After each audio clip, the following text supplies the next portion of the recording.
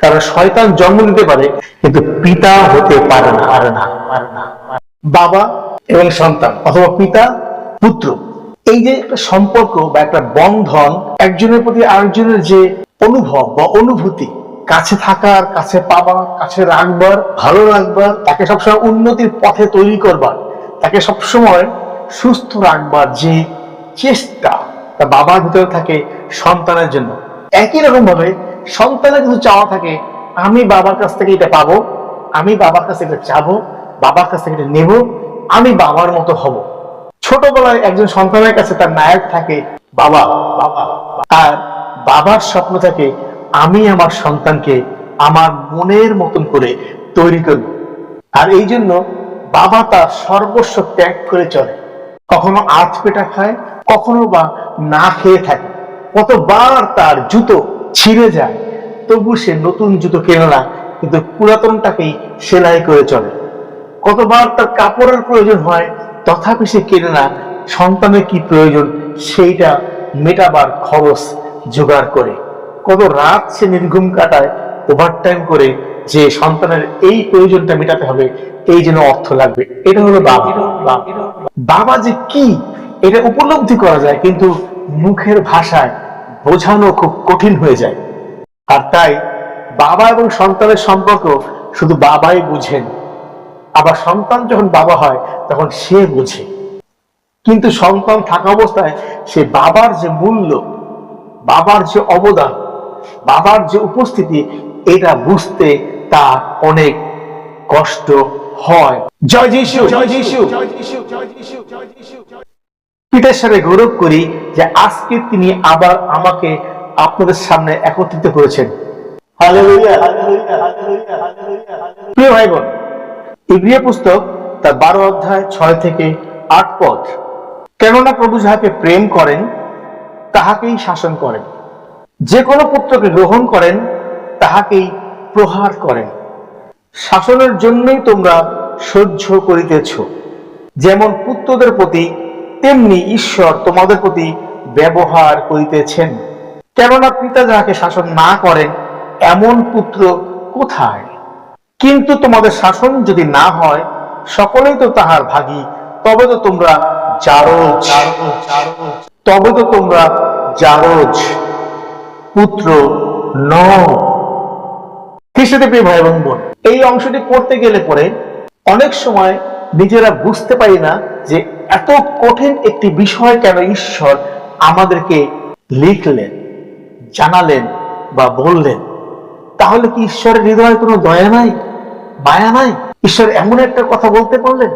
এই অংশের প্রথমে আমরা দেখেছি তিনি আমাদের প্রেম করেছেন, প্রেম করে তিনি আমাদেরকে গ্রহণ করেছেন বা দত্তক নিয়েছেন। কি হিসেবে? পুত্র হিসেবে। কার মাধ্যমে? প্রভু যীশু খ্রিস্টের মাধ্যমে। কারণ বাইবেল আমাদেরকে বলে যদি আমরা প্রভু যীশু খ্রিস্টকে না চিনি তাহলে আমরা ঈশ্বরকেও চিনি না। তাহলে প্রভু যীশু খ্রিস্টের মধ্যে দিয়ে পিতা ঈশ্বর তিনি আমাদেরকে সন্তান রূপে গ্রহণ করেছেন বা তার হৃদয়ে তিনি নিয়েছেন, কারণ তিনি বলেছেন প্রেম করেছেন। আর এই জন্যই প্রভু যীশু যখন আমাদেরকে শিক্ষা দিচ্ছেন তখন তিনি বলছেন তোমরা এই রূপে প্রার্থনা করিও। আর এই রূপে প্রার্থনা মানে ওই রূপে নয়, মানে জগতের মতো নয়, অন্য যাহারা যেভাবে প্রার্থনা করে সেইভাবে নয়। কারণ তারা যে প্রার্থনা করে সেটা তারা প্রার্থনা করে না, কারণ তারা কোথায় প্রার্থনা করতে হবে জানে না। কেন জানে না? কারণ তারা আমার কাছে আসে নাই। তোমরা আমার কাছে আসছো, আর এই জন্য এখন আমি তোমাদেরকে বলি তোমরা কিভাবে কার কাছে প্রার্থনা করবে। আর তিনি বললেন হে আমাদের স্বর্গস্থ পিতা, তোমরা এই রূপে প্রার্থনা করিও। প্রিয় ভাই বোন, আমাদেরকে তিনি ঈশ্বরকে পিতা বলে ডাকতে সম্বোধন করে গেছেন, কারণ প্রভু যীশু খ্রিস্টের মধ্যে দিয়ে আমরা ঈশ্বরের সন্তান হয়েছি। যোহন 1 অধ্যায় 12 পদ, যত লোক যিশুকে গ্রহণ করিল তারা প্রত্যেকে ঈশ্বরের সন্তান হইবার ক্ষমতা পাইল। শুধু যে সন্তান হইল তা নয়, ক্ষমতা পাইল। এই ক্ষমতার ভিতরে অনেক গুণাগুণ আছে। তার একটি গুণাগুণ বাইবেলের যে পথটি আমরা পড়লাম ইব্রিয় পুস্তকে, সেখানে দেখেন লেখা আছে, এমন পিতা একজনও নাই যে পুত্রকে শাসন করে না। আমরা হিতবোধ সেখানে দেখতে পাই পিতা এবং পুত্রের সম্পর্কের জায়গাটা। পিতা তার পুত্রকে শাসন করেন, দণ্ড দিয়ে আঘাত করেন, কেন? যেন সে তার আনন্দজনক হয়, যেন সে তার আশীর্বাদ গ্রহণ করতে পারে। প্রিয় ভাই এবং বোন, ঈশ্বর বলেছেন তিনি শাসন করবেন কাকে? যাকে তিনি পুত্র হিসেবে গ্রহণ করেছেন, এবং তার আগে তিনি বলেছেন তিনি প্রেম করেছেন। আপনি কি পরিমাণ আশীর্বাদ যুক্ত চিন্তা করতে পেরেছেন? আপনাকে ঈশ্বর প্রেম করেছে, অন্য কেউ নয়, কোনো পুরুষ ব্যক্তি নয়, কোনো মহিলা ব্যক্তি নয়, কিন্তু ঈশ্বর যিনি স্বর্গে সমাসীন, তিনি আপনাকে চুজ করেছেন, আপনাকে প্রেম করেছেন। আর প্রেম করে তিনি চুপচাপ থাকেননি, প্রেম করে তিনি আপনাকে তার সন্তান রূপে স্বীকৃতি দিয়েছেন। আর যখন তিনি আপনাকে তার সন্তান রূপে স্বীকৃতি দিয়েছেন, তখন তিনি নিজেই সেই দায়িত্বে বা সেই দায়বদ্ধতার মধ্যে নিজেই পড়ে গেলেন। কেমন দায়বদ্ধতা? এখন আপনাকে ঈশ্বরের যে স্বকীয়তা, ঈশ্বরের যে বৈশিষ্ট্য, ঈশ্বরের যে রূপ, ঈশ্বরের যে চরিত্র, ঈশ্বরের পরিবারের যে চালচলন আছে বা নৈতিকতা আছে বা নিয়ম কানুন আছে, সেইগুলো আপনাকে শেখানোর দায়িত্ব কার? ঈশ্বরের। আর তিনি সেই পিতা হিসাবে আপনাকে সেগুলো শেখাচ্ছেন খুব প্রেমের সাথে। আর তিনি সেটা শেখাতে গিয়ে কখনো আপনাকে চুমো দিচ্ছেন, কখনো আপনাকে কোলে তুলছেন, কখনো আপনার হাত ধরে হাঁটছেন, কখনো আপনাকে হাঁটা শিখাচ্ছেন, কখনো আপনাকে কথা বলতে শিখাচ্ছেন, কখনো আপনাকে নিয়ে তিনি আনন্দ করছেন, কখনো আপনাকে তিনি বকা দিচ্ছেন, কখনো আপনাকে তিনি চর দিচ্ছেন, কখনো আপনাকে তিনি চোখ রাঙানি দিচ্ছেন, কখনো আপনাকে কোথাও যেতে বারণ করছেন, কখনো আবার কোথাও তিনি নিয়ে যাচ্ছেন, কখনো আপনাকে বেশি খেতে দিচ্ছেন, কখনো আপনাকে কম খেতে দিচ্ছেন, কখনো খেতে দিচ্ছেন না, কখনো তিনি আপনাকে সবার চোখের অগোচরে আদর করছেন, আপনাকে কিছু দিচ্ছেন, আবার কখনো তিনি সকলের সামনে আপনাকে অপমানিত করছেন, শাসন করছেন, আপনাকে বকাঝকা করছেন, আপনাকে সকলের সামনে মাথা নিচু করে দিচ্ছেন।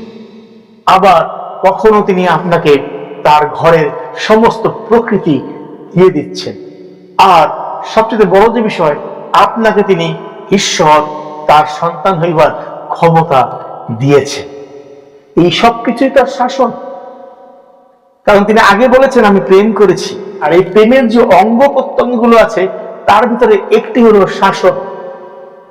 হাতের মতো কখনো হাত উদ্ধার করে, কখনো হাত ধাক্কা দিয়ে সরিয়ে দেয়, কখনো হাত আদর করে, কখনো হাত তাকে যোগান দেয়, কখনো হাত তাকে চট থাপ্পড় দেয়। প্রিয় ভাই বোন, ঈশ্বর তিনি শাসন করেন কাকে? তিনি বলছেন যে আমার সন্তান, তাকে আমি শাসন করি, যে আমার সন্তান নয় তাকে আমি শাসন করি না।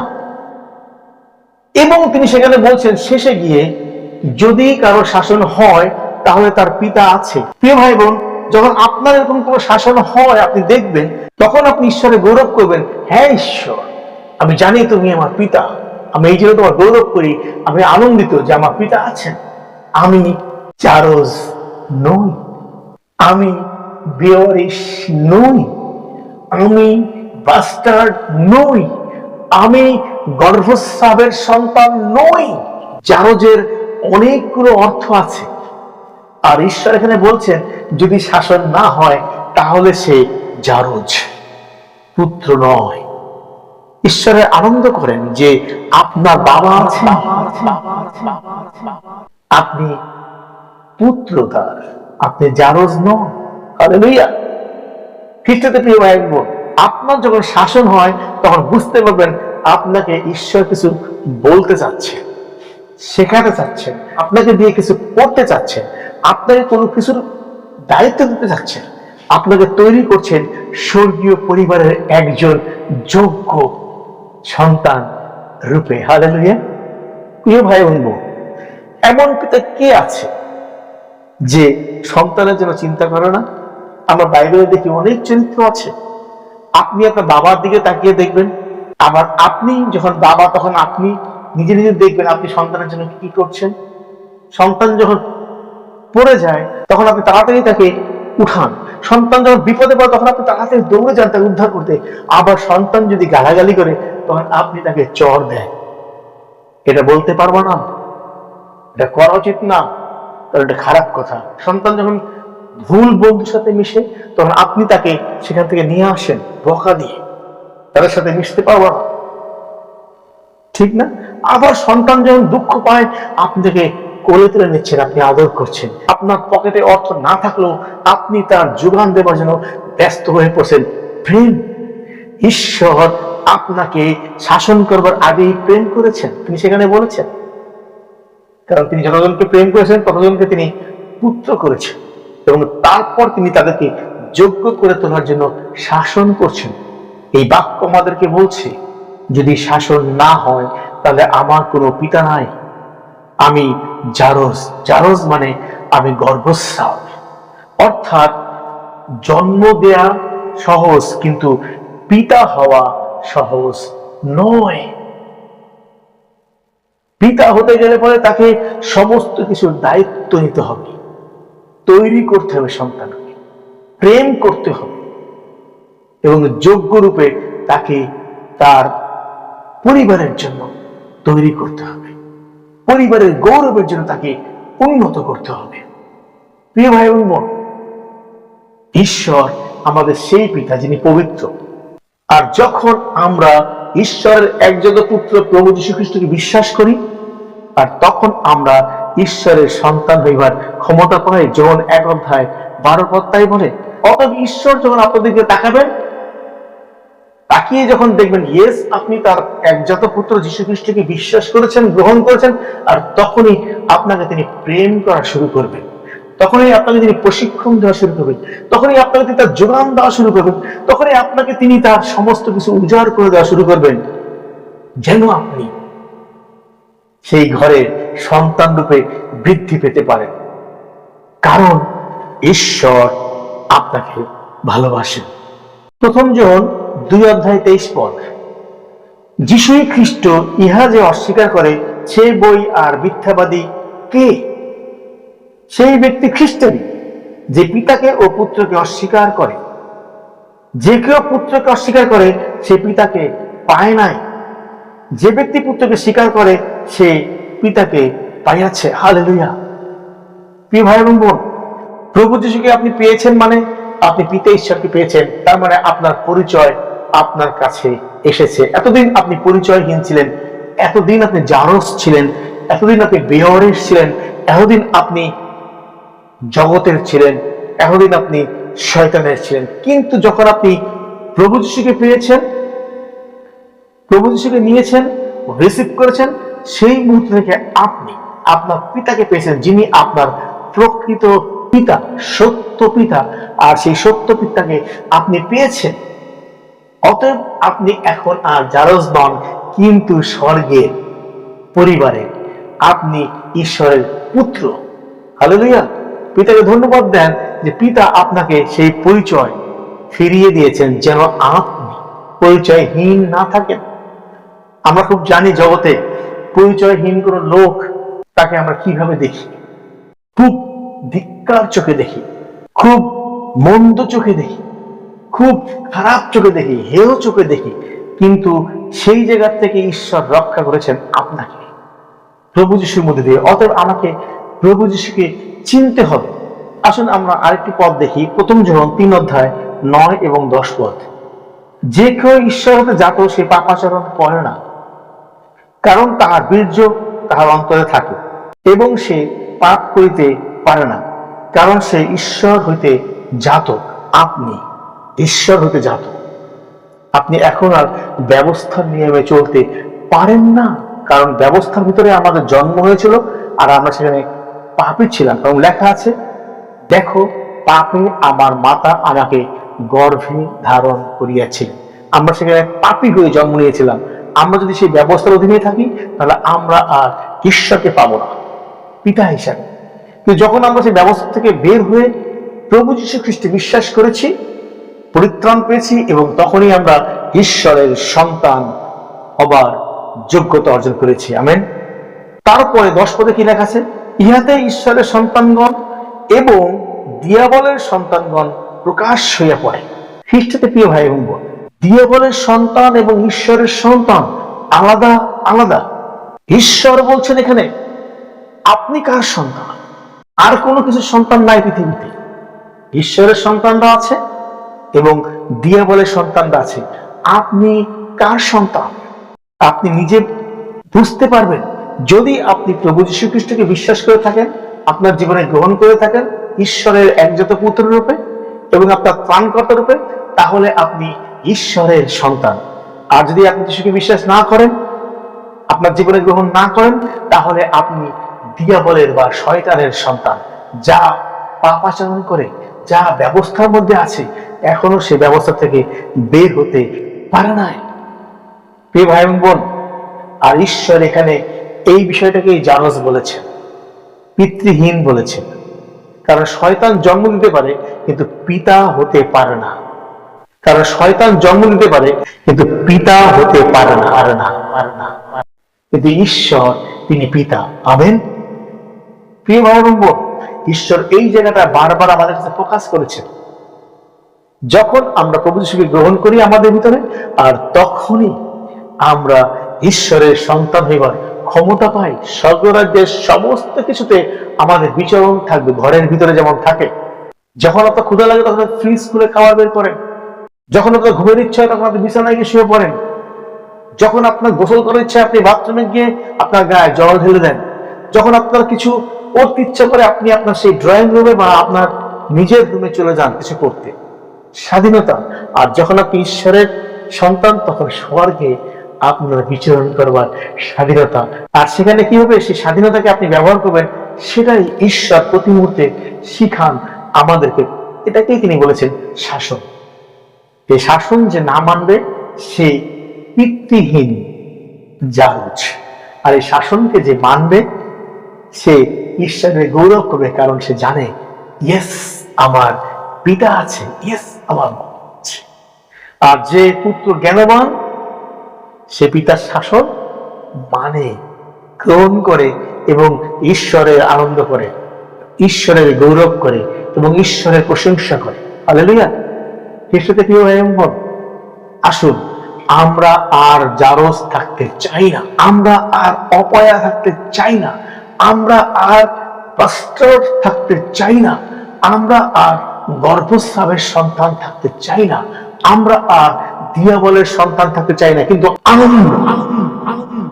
আমাদের পিতার পরিচয় পেয়েছি প্রভু যীশু খ্রিস্টের মাধ্যমে। আমরা এখন স্বর্গীয় ঘরের লোক, আমাদের পিতা ঈশ্বর। হালেলুয়া। আমরা আমাদের পিতাকে পেয়েছি, অতএব আমরা আর জারজ নই। আর এই জন্যই পিতা আমাদেরকে প্রেম করেন, ভালোবাসেন। কিন্তু জগতে আরো যারা আছে, যারা জগতে যারা দিয়াবলের সন্তান রয়েই গেছে, প্রভু যীশুকে বিশ্বাস করেনি, তারা এখনো জারজ অবস্থায় পড়ে আছে। ঈশ্বরের গৌরব করেন, আপনি তার থেকে উদ্ধার পেয়েছেন এবং ঈশ্বর আপনাকে উদ্ধার করেছেন সেখান থেকে। এই পাপের ভিতরে তিনি নেমেছেন, এই পাপের ভিতরে নামতে গিয়ে তিনি কখনো নোংরার চিন্তা করেন নাই, কখনো তিনি খারাপ বস্তুর চিন্তা করেন নাই, কখনো তিনি নিকৃষ্ট বস্তুর চিন্তা করেন, কিন্তু তিনি আপনার দিকে তাকিয়ে আপনাকে সেখান থেকে উদ্ধার করেছেন, কারণ তিনি পিতা। আর আপনি খুব সৌভাগ্যবান, আপনি খুব আশীর্বাদে যে ঈশ্বর আপনাকেই পছন্দ করে প্রেম করেছেন এবং সেই ময়লার থেকে আপনাকে উদ্ধার করে এনে পরিষ্কার করেছেন প্রভু যীশু খ্রিস্টের রক্তে। হালেলুয়া। আসুন আমরা কোন রকম কষ্টে যেন মূর্ছা না যাই, কোন রকম দুঃখে যেন আমরা ঈশ্বরকে ভুল না বুঝি, ঈশ্বরের অগৌরব না করি, কোন রকমের সমস্যার ভিতরে পড়ে যেন আমরা ঈশ্বরকে দোষ না দিই, কিন্তু আমরা যেন অপেক্ষা করি, আমরা যেন পিতা ঈশ্বরের গৌরব করি, যেন তিনি আমাকে যে শাসন করছেন তা পরিপূর্ণ হয়, যার পরে আমরা সেই আনন্দ দেখতে পাই। আমরা জানি যোনা ঈশ্বরের বাক্য অবহেলা করে তরসিসে চলে যাচ্ছিলেন, কিন্তু ঈশ্বর তার জন্য শাসন নামিয়ে নিয়ে আসলেন। আমরা জানি সেই শাসনের ঘটনা, কিন্তু দেখবেন আপনি সেখানে যোনা সেখানে ঈশ্বরের বিপক্ষে কোনো কথা বলেননি, বরং তিনি জাহাজের লোকদেরকে বলছেন, আমি সেই লোক, আমাকে আপনারা সমুদ্রে ফেলে দেন। আর জোনা সমুদ্রে যখন পড়লো তখন সেই মাছ রেডি ছিল, তিমি মাছ জোনাকে গ্রহণ করলো। আর জোনা সেখানে চলে গেল পেটের ভিতরে। সেখানে গিয়ে জোনাকে হজম হয়ে গেল, সেখানে অক্সিজেন কি করে পেল? প্রিয় ভাই বোন, ঈশ্বরের শাসন ব্যবস্থা খুবই রোমাঞ্চকর।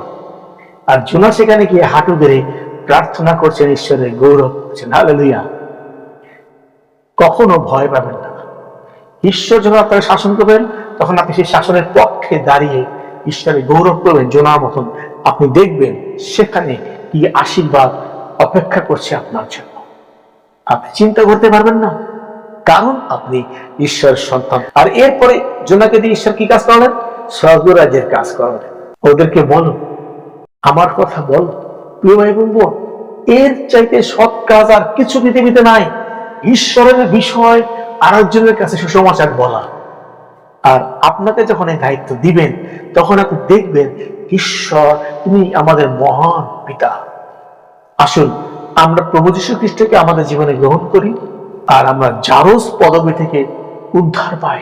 আমরা ঈশ্বরের সন্তান রূপে পরিচিত হই এবং ক্ষমতা পাই, কারণ দিয়াবলের সন্তানরাই জারজ। আমেন। ধন্যবাদ সবাইকে, ভালো থাকবেন। আসুন আমরা বাইবেল পাঠ করি, বাক্য হৃদয়ে সঞ্চয় করি এবং ঈশ্বরের সাথে আমাদের সম্পর্ক আরো নিগুড় করে গড়ে তুলি। ভালো থাকবেন সকলে, ধন্যবাদ।